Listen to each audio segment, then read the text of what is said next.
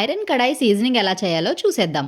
Iron కడాయిని ముందు stove పైన పెట్టి దానిపైన స్టిక్కర్స్ అన్ని తీసేస్తున్నాను. కొంచెం హీట్ అయితే చాలు ఐరన్ కడాయి మీద ఉన్న స్టిక్కర్స్ అన్ని వచ్చేస్తాయి. ఐరన్ కడాయే కాదండి, ఏ స్టిక్కర్ అయినా ఇలా హీట్ చేస్తే ఈజీగా రిమూవ్ అయిపోతుంది. ఇప్పుడు అందులో ఒక టేబుల్ స్పూన్ ఆయిల్ వేసుకొని ఆనియన్స్ని ఫ్రై చేస్తున్నాను. దీన్నే సీజనింగ్ అంటారు. ఏ కొత్త గిన్నె కొన్నా కూడా ఖచ్చితంగా సీజనింగ్ చేసుకోవాలి. ఇలా ఐరన్ కానీ క్యాస్ట్ ఐరన్ కానీ అయితే ముందే సీజనింగ్ చేసుకోవాలండి. కొన్ని సీజనింగ్ చేసినవి కూడా ఉంటాయి. అయినా కూడా ఒకసారి వాష్ చేసుకోవడం మంచిది. ఆనియన్స్ ఫ్రై అయిపోయిన తర్వాత అవన్నీ కూడా వాష్ చేసేసాను.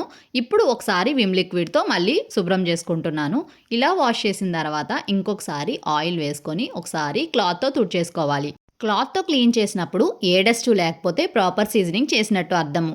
ఐరన్ కడాయిలో వంట అనేది చాలా మంచిదండి. హెల్త్కి చాలా మంచిది. వంట చేసిన తర్వాత మళ్ళీ నీట్గా తుడుచుకొని పెట్టుకోవాలి తడి లేకుండా. వీడియో నచ్చిందా? సబ్స్క్రైబ్ చేసుకోండి.